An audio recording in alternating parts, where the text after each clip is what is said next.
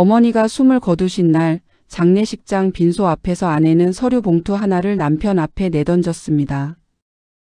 하얀 국화꽃 향이 채 가시지 않은 그 자리에서 봉투 속에 담긴 것은 이혼 서류였습니다. 62년 인생을 살아온 이준혁 씨는 그 순간 세상이 두 동강 나는 소리를 들었다고 했습니다. 조문객들의 눈길이 쏠렸고 아이들은 굳어버렸으며 빈소에는 곡소리 대신 침묵이 흘렀습니다. 하지만 그것은 시작에 불과했습니다. 한 달 뒤 이준혁 씨가 처가 식구들에게 무료로 내준 건물 사무실에 퇴거 통보장이 날아들었을 때 20년 동안 감춰졌던 진실이 마침내 세상 밖으로 터져 나왔습니다. 도대체 무슨 일이 있었던 걸까요? 이 모든 것이 어디서부터 시작된 것일까요? 그리고 아내는 왜 하필 어머니의 장례식장에서 그 봉투를 꺼냈을까요? 하지만 이후 드러난 진실은 모두를 무너뜨렸다. 이준혁 씨는 경기도 수원에서 태어나 24세 상경의 건자재 유통회사에서 바닥부터 시작한 사람이었습니다.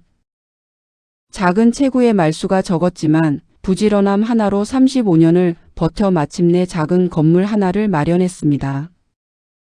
서울 마포구에 위치한 4층짜리 상가 건물, 그것이 그의 평생 땀의 결과물이었고 노후를 책임질 유일한 자산이었습니다.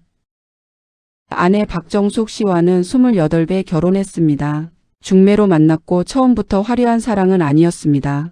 하지만 준혁 씨는 그 조용하고 단단한 결혼 생활을 믿었습니다. 묵묵히 일했고 가족을 위해 희생했습니다. 슬아의 딸 하나, 아들 하나. 딸 수연은 결혼에 분가했고 아들 성민은 작은 사업을 하고 있었습니다. 처가 식구들과의 관계는 처음부터 남달랐습니다. 장인은 사업에 실패한 뒤 오랫동안 형편이 어려웠고 처남 2명은 번번이 직장을 잃었습니다. 준혁 씨는 그럴 때마다 조용히 손을 내밀었습니다. 생활비를 보태고 직장을 알아봐주고 빚 보증을 서기도 했습니다.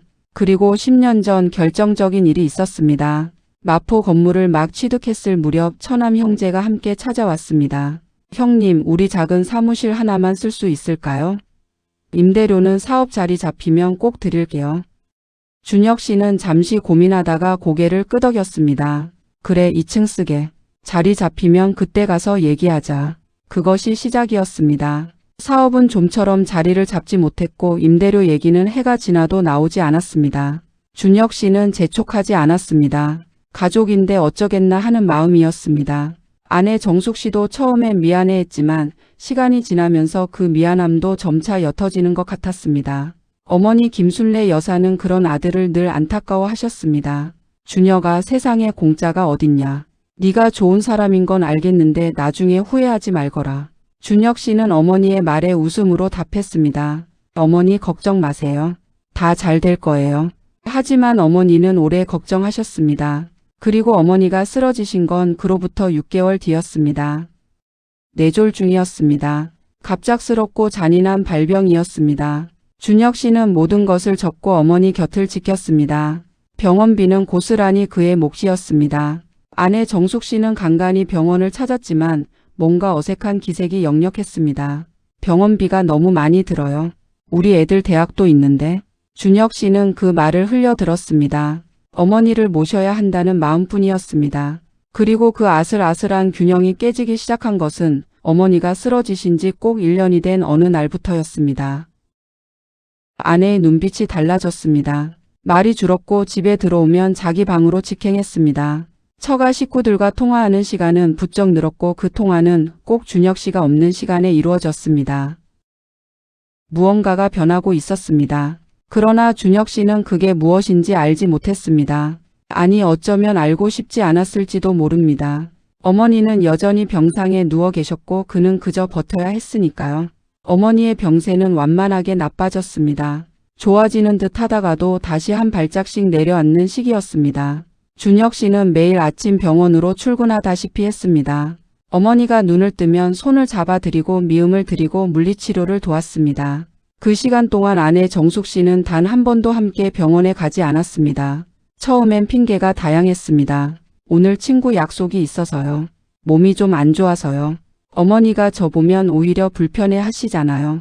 준혁 씨는 그 말 하나하나를 억지로 이해했습니다. 하지만 6개월이 지나고 1년이 지나고 결국 2년이 가까워지도록 정숙 씨는 한 번도 오지 않았습니다.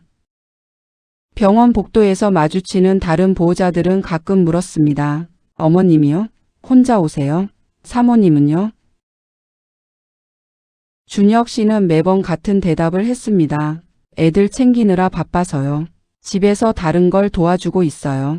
거짓말이었습니다. 집에 가면 아내는 늘 TV를 보거나 친정 식구들과 통화 중이었습니다. 어느 날 저녁 준혁 씨는 병원에서 돌아와 식탁에 앉았습니다. 아내가 뒤늦게 차린 밥상 앞에서 그는 조용히 물었습니다. 정숙 씨, 어머니 한 번만 같이 가줄 수 없어요?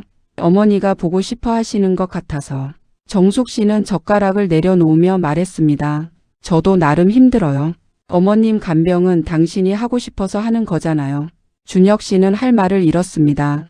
그 무렵 처남 형제의 사업이 또 한 번 위기를 맞았습니다. 이번엔 세금 문제였습니다. 처남 현수가 조용히 준혁 씨를 찾아왔습니다. 형님, 이번에 세금 2천만 원이 나왔는데요. 당장 낼 돈이 없어요. 건물 월세 수익에서 조금만. 준혁 씨는 잠자코 들었습니다. 그리고 며칠 후 2천만 원을 내줬습니다. 아내는 그것을 당연하게 여기는 것 같았습니다. 고맙다는 말은 없었습니다. 그해 겨울 준혁 씨의 어머니는 다시 한번 위중해지셨습니다. 의사는 조심스럽게 말했습니다. 이제 마지막을 준비하시는 게 좋을 것 같습니다. 준혁 씨는 그 말을 들으며 눈물을 참았습니다. 병실로 돌아와 어머니 손을 꼭 쥐었습니다. 어머니는 천천히 눈을 떠 아들을 바라보셨습니다. 준혁아, 너 잘 살아야 한다. 억울해도 참아도 결국 내가 오르면 돼. 그것이 어머니의 마지막 유언이었습니다. 사흘 뒤 어머니는 조용히 숨을 거두셨습니다. 준혁 씨는 혼자 임종을 지켰습니다. 아내는 알림을 받고 2시간 뒤에 도착했습니다. 친정 식구들과 함께였습니다. 그리고 바로 그날 저녁, 장례식장 접수를 마치고 빈소 앞에 섰을 때 아내가 서류 봉투를 꺼냈습니다. 담담하고도 차가운 목소리로, 오늘 이게 맞는 것 같아서요. 여기 도장 찍어줘요.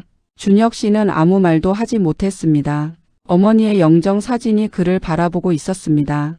장례는 3일장으로 치러졌습니다. 그 사흘 동안 아내 정숙 씨는 이상하리만치 조용했습니다. 분주하게 조문객을 맞이하고 음식을 챙기고 겉으로는 반듯한 며느리처럼 보였습니다. 이혼 서류 얘기는 더 이상 나오지 않았습니다. 마치 없던 일처럼. 준혁 씨도 그 사흘 동안은 아무것도 묻지 않았습니다. 어머니를 보내는 데만 집중했습니다. 발인이 끝나고 아들 성민이 조용히 아버지를 불렀습니다. 아버지, 잠깐 얘기 좀 할 수 있어요? 성민의 얼굴에는 오래 고민한 흔적이 역력했습니다. 아버지, 사실 제가 오래 알고 있었는데 말을 못했어요. 어머니가 그러니까 엄마가 변호사를 선임했어요. 6개월 전에. 준혁 씨는 멈췄습니다. 변호사? 재산 분할 관련해서요. 건물이요, 아버지 건물. 준혁 씨의 머릿속에서 무언가가 맞춰지기 시작했습니다. 6개월 전이면 의사가 어머니의 마지막을 준비하라고 했을 무렵이었습니다. 아내는 그 시점에 이미 움직이고 있었던 겁니다. 며칠 후 준혁 씨는 건물 관련 서류를 하나씩 꺼내 살펴보기 시작했습니다. 이상한 점이 눈에 띄었습니다. 10년 전 처남들에게 사무실을 내준 뒤 임대료 수입이 줄어든 내역이 있었습니다. 그건 알고 있었습니다. 그런데 더 안쪽을 들여다보니 건물 관련 공과금, 관리비, 수선비 청구서들 중 일부가 처남 사무실 명의로 처리되어 있었습니다.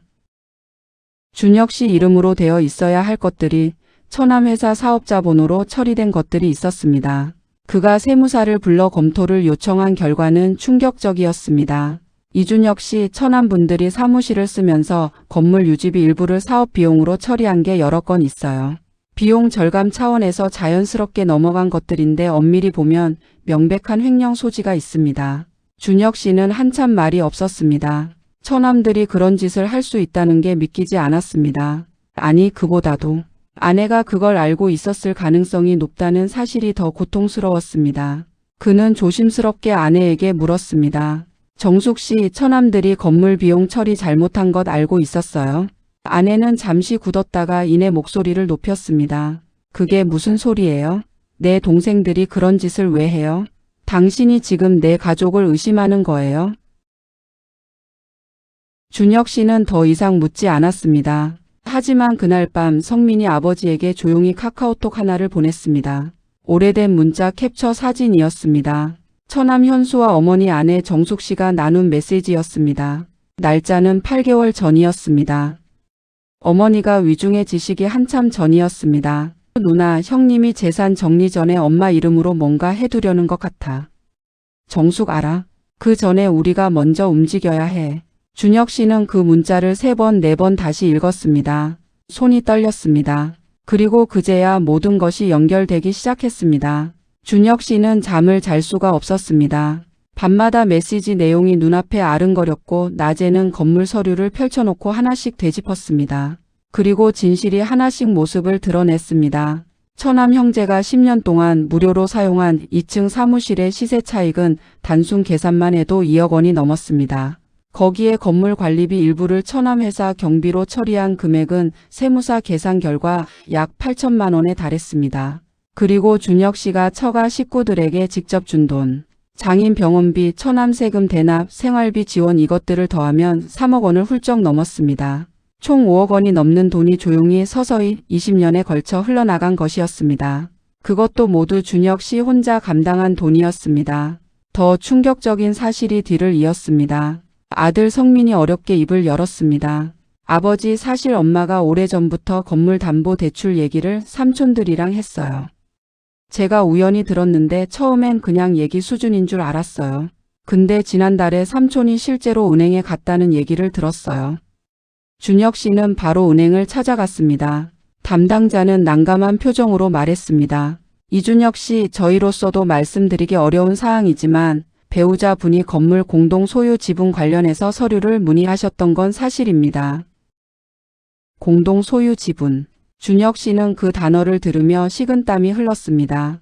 건물은 준혁 씨 단독 명의였습니다. 그러나 결혼 중 취득한 재산이라 이혼 시 분할 대상이 될 수 있었습니다. 아내가 변호사를 선임한 것, 이혼 서류를 장례식 당일 꺼낸 것, 그 모든 것이 하나의 전략이었습니다. 준혁 씨는 그날 혼자 빈 방에 앉아 있었습니다. 벽에는 아이들 어릴 적 사진이 걸려 있었습니다. 가족 여행 사진도 있었습니다. 웃고 있는 정숙 씨의 얼굴이 보였습니다. 그 얼굴이 낯설었습니다. 아니, 처음 보는 사람 같았습니다. 30년을 함께 산 사람이 어머니 장례식장에서 이혼 서류를 내밀 수 있다는 것. 그리고 그 배경에 오랜 계획이 있었다는 것. 준혁 씨는 울지 않았습니다. 울 수가 없었습니다. 눈물도 나오지 않을 만큼 마음이 텅 비어 있었습니다. 다음 날 아침 그는 변호사 사무실 문을 두드렸습니다. 그리고 한 달 후 처가 식구들이 쓰고 있던 사무실에 내용 증명 한 장이 도착했습니다. 건물 명도 요청 통보. 본 건물 2층 임차인에게 통보합니다. 귀하는 계약 없이 10년간 본 건물을 무단 점유하였으며 30일 이내 자진 퇴거하지 않을 경우 법적 조치를 취할 것임을 알립니다. 처남 현수의 전화가 빗발쳤습니다. 아내도 방에서 나와 소리쳤습니다. 지금 뭐 하는 짓이에요? 내 동생들을 길바닥에 내쫓겠다는 거예요? 준혁 씨는 조용히 말했습니다. 10년이 충분하지 않았어요. 그 한마디에 집안이 조용해졌습니다. 모든 것이 정리되는 데는 6달이 걸렸습니다. 이혼 소송은 진행됐고 재산 분할 협의는 법정 밖에서 오랜 싸움 끝에 마무리됐습니다. 처남들은 결국 사무실을 비웠습니다. 조용히 아무 말 없이. 아내 정숙 씨는 본인 지분을 주장했지만 건물 취득에 아내의 기여도가 없다는 사실이 입증되며 준혁 씨가 건물을 지킬 수 있었습니다. 그 과정에서 준혁 씨는 지쳐갔습니다. 딸 수연은 어머니 편을 들었고 아들 성민만이 곁에 남았습니다. 친구들은 먼 발치에서 걱정했고 혼자 밥을 먹는 날이 많아졌습니다. 모든 것이 끝난 어느 가을 저녁 준혁 씨는 어머니 유품을 정리했습니다. 낡은 상자 안에서 오래된 편지 하나가 나왔습니다. 봉투에는 손 떨리는 글씨로 이렇게 적혀 있었습니다. 아들 준혁에게. 준혁아, 엄마가 너한테 못한 말이 있었다. 너는 늘 남 먼저였고 늘 나중이었어. 그게 내 착한 마음에서 나온 거라는 걸 엄마는 알아. 근데 착한 것도 때로는 자기를 해친다. 엄마는 그게 늘 마음에 걸렸어. 네 와이프가 좋은 사람인지 나쁜 사람인지는 모르겠다. 사람은 상황이 만드는 것이니까. 하지만 준혁아, 내가 받아야 할 사랑을 못 받은 건 맞아. 그게 엄마로서 제일 미안했다. 다 끝나면 밥 한 끼 따뜻하게 먹어. 그리고 웃어라. 너 웃는 거 볼 때 엄마가 제일 행복했다. 엄마가? 준혁 씨는 편지를 다 읽고 나서야 울었습니다. 소리 없이 한참을. 어머니가 이걸 언제 쓰셨는지 알 수 없었습니다. 그러나 마치 지금 이 순간을 알고 계셨던 것처럼 느껴졌습니다. 그는 편지를 접어 가슴 주머니에 넣었습니다. 창밖에는 가을 저녁 하늘이 붉게 물들어 있었습니다. 이듬해 봄 준혁 씨는 마포 건물 2층을 깔끔하게 수리했습니다. 그리고 그곳에 조그만 간판을 하나 달았습니다. 술래 카페. 어머니 이름으로 만든 작은 카페였습니다. 아들 성민이 운영을 도왔고 동네 어르신들이 하나둘 찾아오기 시작했습니다. 준혁 씨는 그곳에서 처음으로 오랫동안 잊고 있던 것을 되찾았습니다. 아무것도 바라지 않는 사람들과 나누는 따뜻한 대화. 그리고 아무 이유 없이 웃을 수 있는 오후. 그는 그제야 깨달았습니다. 자신이 평생 원했던 것은 건물도 돈도 인정도 아니었다고. 그저 곁에 있어주는 사람. 그것 하나였다고. 그는 그제야 깨달았다. 사랑은 늘 너무 늦게 온다는 걸. 하지만 늦게 온 사랑도 사랑이었다.